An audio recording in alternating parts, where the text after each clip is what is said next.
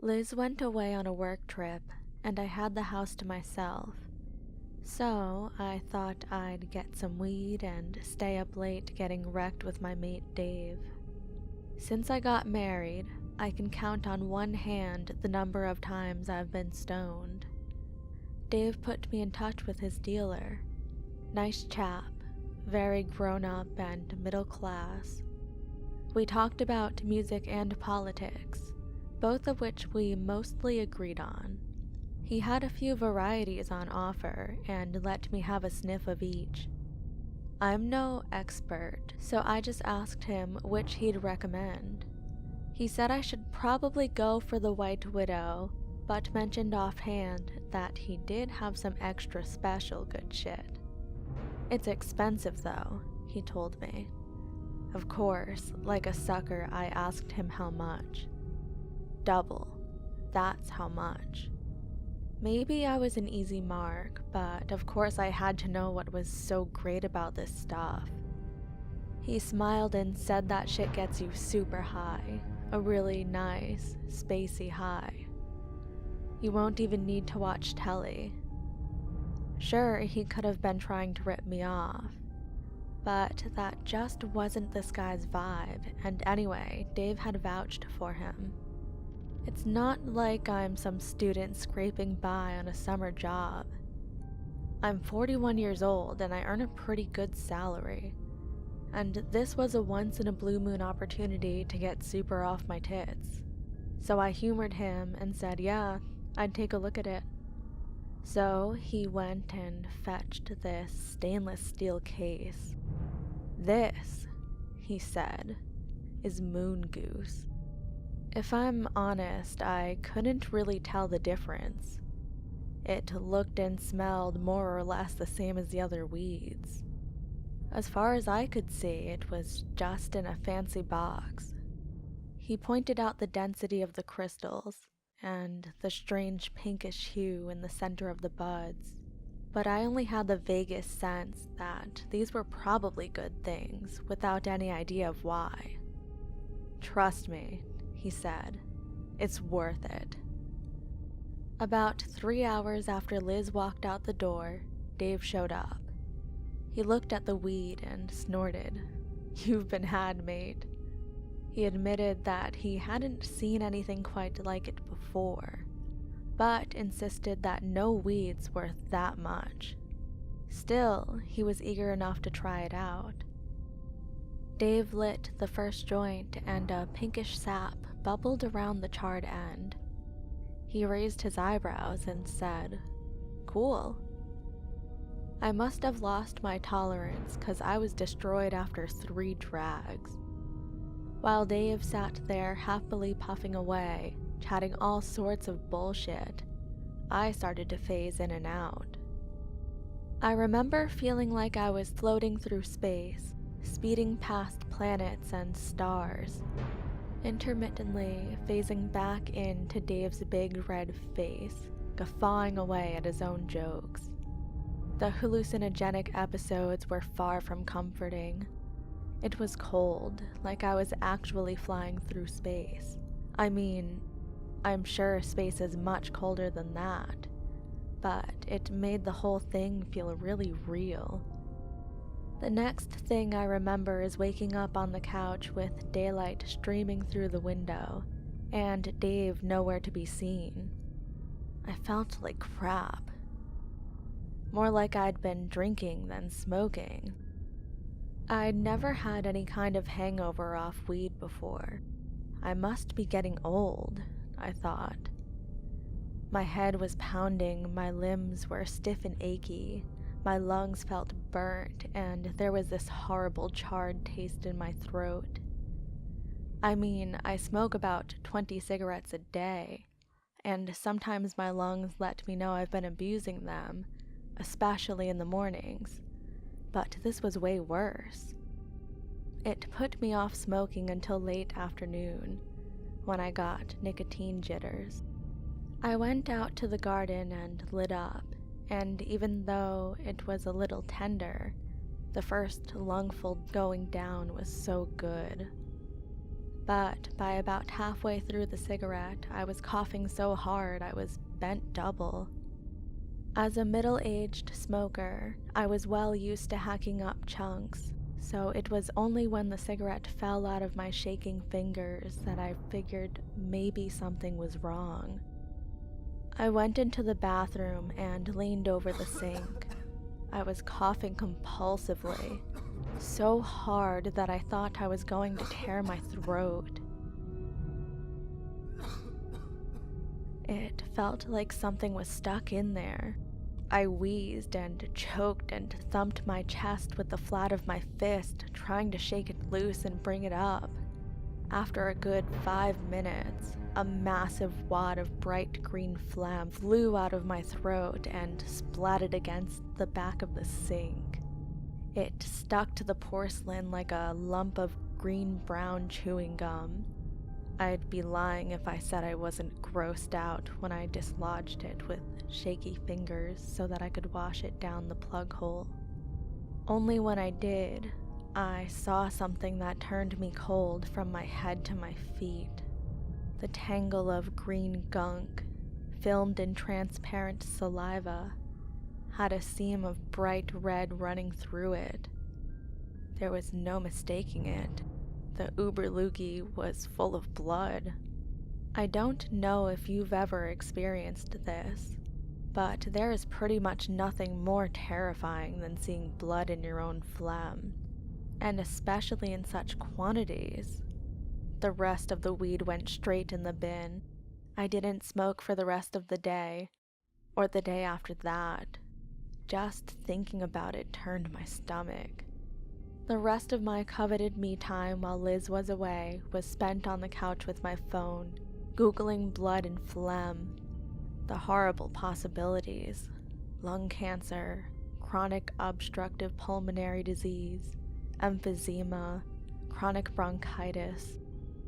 I tried to reassure myself that there were less catastrophic causes. I had been coughing a lot. The blood could have just been from my throat.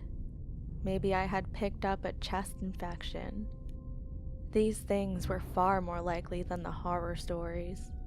But when you're past 40 and you're a heavy smoker, you're edging into high-risk territory, and all of the things that's unlikely becomes distinctly possible. By the time Liz came home, I had quit smoking. I made my mind up. I was done. That was it for me. I wasn't going to so much as look at another cigarette for the rest of my life. As much as I mourned losing my favorite hobby, I was glad to be free of it. At the last minute, I had pulled my head out from under the guillotine. I went cold turkey. It was unpleasant, but whenever I thought about smoking, I pictured that bloody wad of phlegm, and it was enough to blow even the worst cravings to smithereens.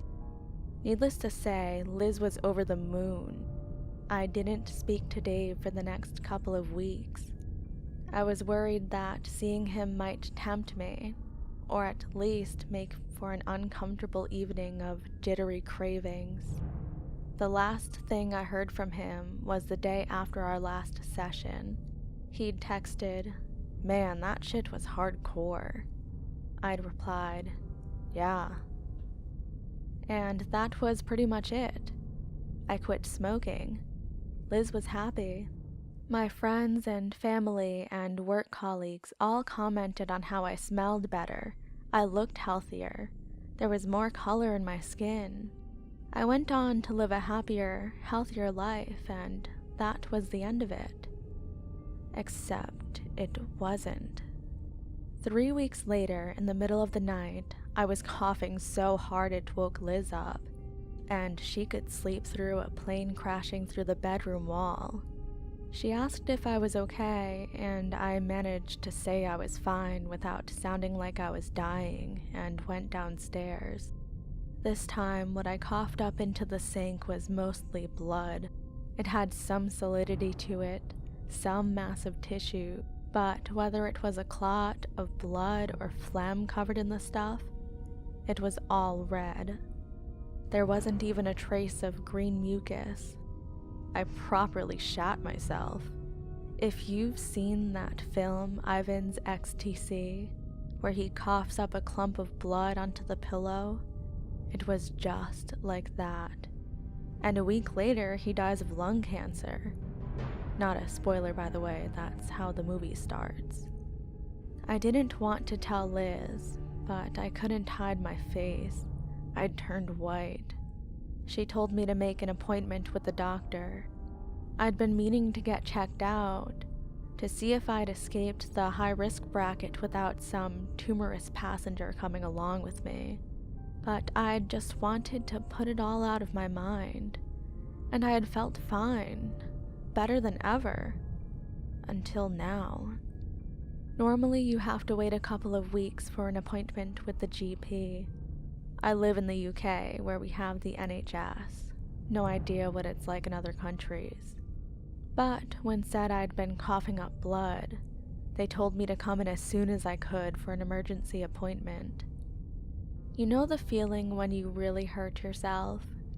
Like say you break a bone or something and your body rings those shock alarm bells and you go cold from your head to your feet? I'd been feeling that way, constantly. I was in a state of mortal terror, really considering, what I would do if these turned out to be the last few weeks of my life. I sat in the waiting room at the surgery, and this was all I could think about. There was no escape from it. The doctor was really good. She smiled and nodded while she took my blood pressure and checked my pulse and reassured me that whilst coughing up blood can be frightening, there could be a whole host of other explanations. It could really all turn out to be nothing.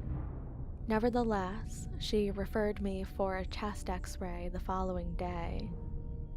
I sat in the waiting room of the walk-in x-ray center for an hour and a half the next morning, shivering all the while, my teeth chattering, looking round at the other people and wondering if they could see that there was something seriously wrong with me, wondering which of them had minor complaints and which of them might have only weeks to live. My name was called and I went into the x-ray room, and a woman told me to give the machine a big hug and breathe in while she took a picture of my insides. She told me to call my doctor next week for the results. Strangely enough, as I walked out of there, I started to feel normal again, whether it was because I was doing something about it, or just the idea that, hey, it might all turn out to be nothing, or at least something less bad than it could be, I don't know. But I managed to go to work as normal the rest of that day, to have dinner with Liz and enjoy the conversation and the food. The surgery called the next morning. When was the earliest time I could come in? Immediately, it all came flooding back. The panic, the shaky hands, the thought of mortality, the cold feeling, eerily reminiscent of those hallucinatory deep dives through space. I sat in the overheated waiting room with my thickest coat on, shivering. The doctor told me that there was a large mass in my left lung. She showed me a picture. A large white blob on the negative image, which I couldn't quite convince myself was actually a photo of the inside of my body. I stopped feeling cold then. I went numb instead. My head padded with cotton wool. I nodded and responded with monosyllables, while the doctor told me about referrals and biopsies and meetings with oncologists. And all I could think was, man, I want a cigarette. I know, it was the most stupid thing I could do. It wasn't necessarily all over. There were treatment options, and there was radiotherapy and chemotherapy, and maybe I could survive with one lung and live a relatively normal life. But I couldn't help it. I guess the way my brain was interpreting all of this was like, hey, Nothing you can do now. You've given yourself the big C. Might as well enjoy what time you've got left. As soon as I got out of there, I didn't call the hospital or the specialist, or even Liz. I called Dave. I desperately needed to get out of my buzzing head, and pronto. But Dave didn't pick up, the bastard. I was sure he'd get back to me sooner or later, but I was desperate. So, I called his dealer. Sod's law, he didn't pick up either. I chucked him a text. It turned into a mini essay spilling my guts about how it was essential that I medicated myself as soon as possible, because I just couldn't handle the way this was making me feel right now. Anyway, I was sure he'd get back to me, unless I'd put him off with my melodrama. But for now, anyway, I was dry and I wasn't high. I regretted having thrown the rest of that super expensive weed in the bin. Surely it would have been sensible to keep it stashed away for a rainy day. With no access to narcotics, I did the next best thing. I bought a bottle of whiskey and a 20-pack of Marlboros and a lighter. And I went home and I sat in the lounge and I slugged from the bottle and I chain-smoked my way through the cigarettes. The room was thick with smoke. Fuck it. Liz would just have to live with it. I needed this. The first drag felt so good. I mean, the head rush was so hard it made my head swim, and the smoke was rough on my throat after not having smoked in a few weeks. But it was still just about the best sensation I'd ever felt. I started coughing almost immediately, but I wasn't going to let a little thing like a cough put me off. By the 5th or 6th cigarette, my body was shaking and my chest was burning. I got a roll of kitchen roll to cough phlegm into, and pretty soon it was coming out bloody. But I'd already fucked myself, so it wasn't like things could get any worse. I was desensitized to the blood now. It didn't shock me anymore. All that mattered was the next cigarette, the next slug of whiskey. When I was about 15 cigs in, the coughing became so overpowering that I collapsed sideways onto the couch. The lit cigarette fell from my trembling fingers and burnt a hole in the carpet. I was spluttering blood. Fine red mist settled on the back of my hands in tiny beads. When Liz came in and found me like that, the look on her face made me realize how stupid I'd been. She called an ambulance and helped me to the bathroom. I leant over, hacking chunks of red shit into my sink. My knees shook and my arms juddered. Liz held me and cried into my neck, repeating one word over and over again. Stupid, stupid, stupid. My throat burned and my chest ached with the effort of coughing.